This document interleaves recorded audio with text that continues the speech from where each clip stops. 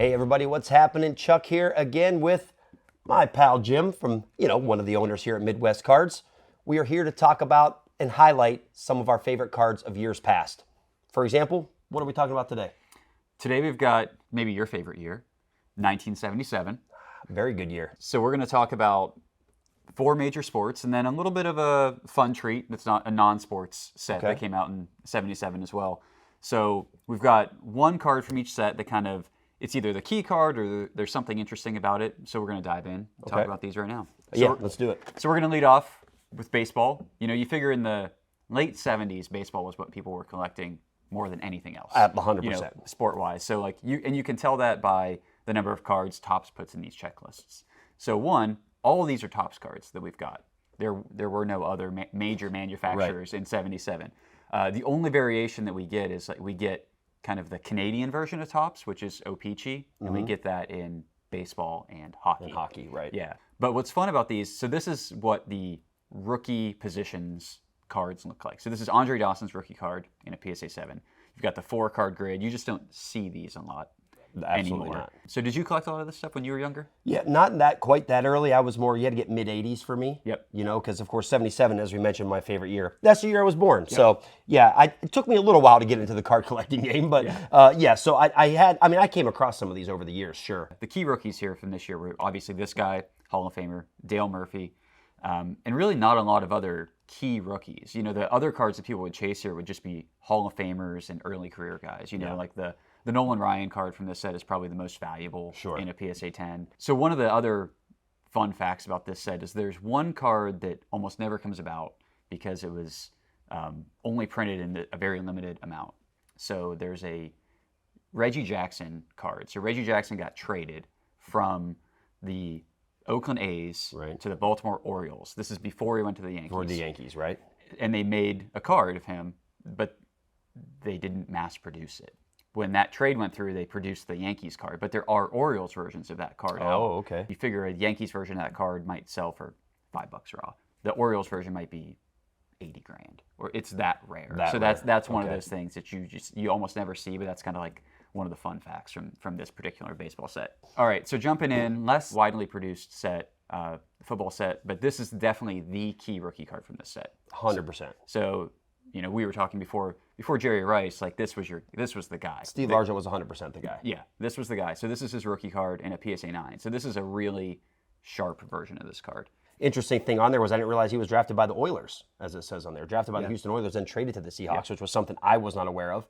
And collecting cards in the 80s, this was like the iconic football card from the late 70s that you definitely wanted to get. So this was one that just happy to have. So when we move into basketball, we get something a little bit different here where we've got a much, much smaller set. So was that maybe just due to the popularity or lack thereof popularity of the NBA at the time? Oh, definitely. When you think about in the next 2 years after this, they stopped making cards altogether. Right. So this year, you've got a couple Hall of Fame rookies. You've got Robert Parrish, which is the big one. So that's what we've got here in an SGC 7 in Warriors gear. You typically think about him as a Celtic. Celtics, yeah, absolutely. And then you've got Adrian Dantley and Daryl Dawkins are rookies in this set too. And one thing you notice about a lot of these cards is that Topps is really using a really similar layout. For absolutely. You know what I mean? Yeah. There's not a whole lot of variation. No. They're like, oh, well, maybe we'll just kind of flip these upside down and, Yeah, so we'll put this on the bottom instead of the top. That'll get them. But still really cool looking cards and good examples of, pretty good condition on this one.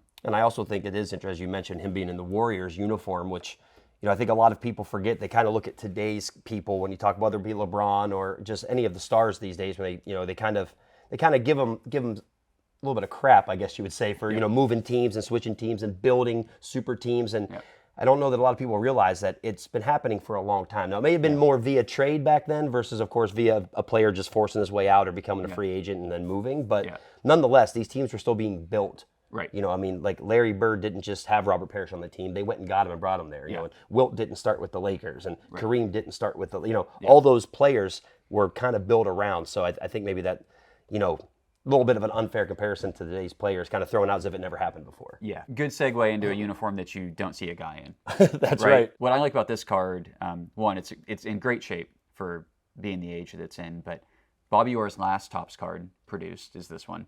And he's only in a Blackhawks uniform in 2 years, this one in the year prior. So just a really really cool looking card. Nice close up of his face, and Yeah. he'd been in the league for 20 plus years at this point. And again, the classic Topps look, as we mentioned, that the way that front looks, just that layout of that kind of classic design that they obviously stuck with. Yeah, these next two cards. Now Obviously, we're getting cool stuff. yeah, cool stuff for sure. So these are the original 1977 Star Wars release from Topps. A bunch of cards actually. There's a big set, and most of them have. I think there's about 60 in each series, different color borders. Okay. So blue is the first. I think it's 1 through 60-ish. But you've got yellow, green, red, and then in every pack you also have one sticker. So that's what we have here. We've got a C-3PO, R2-D2, and again a pretty good condition. On the back you'll see there's actually puzzles. You on you the can back. see you got part of the Star Wars logo there. Yeah, really hard to find these in good shape. Like a 9 or 10 Luke Skywalker is going to be in the 5-figure range, so it's a really high value card. And these just are really cool. A little Obi-Wan sticker. Which, first of all, Ben. I mean, you just gotta love how they put Ben first, because you're just thinking. I don't know. It got me thinking. So when this guy's walking around, right, patrolling the universe, if you will, like, do people call him Obi-Wan? Or you're like, hey, Ben, like, you're on that kind of basis with Obi-Wan? I think if he's got the robe on, you got to see what he's wearing. It's like, Right. It's like, do you call the doctor outside of the office? I don't Yeah. know. And I also love, we kind of talked about it beforehand too, the whole C-3PO, R2-D2, the way they spelled them out on that card. And we were able to find a cool fact about that, because it threw me off, because I'm like, what are you talking about? C-3PO spelled S-E-E-3-PO, as you guys saw on the card. But as we looked up, it appears they did that so that people knew how to pronounce it, since, we kind of take for granted that, what do you mean, it's C-3PO? But I guess when it was brand new, you didn't know what you were looking at. I think that's just a cool little factoid that I never would have thought of, look until I just spotted it there. It's pretty neat. Yeah, definitely. So I love collecting old stuff. Like, all of these are cards that either as a kid or even as an adult now, I just have always wanted to have in my collection. So, but they are available in the shop. All right, then for our next video, we're going to hop back in time just a little bit more. We're going to hop into 1968, right? Yep. See what we can grab from that year. I mean, only gets more interesting the more you go back. You said I love looking at the history, so look forward to checking that out.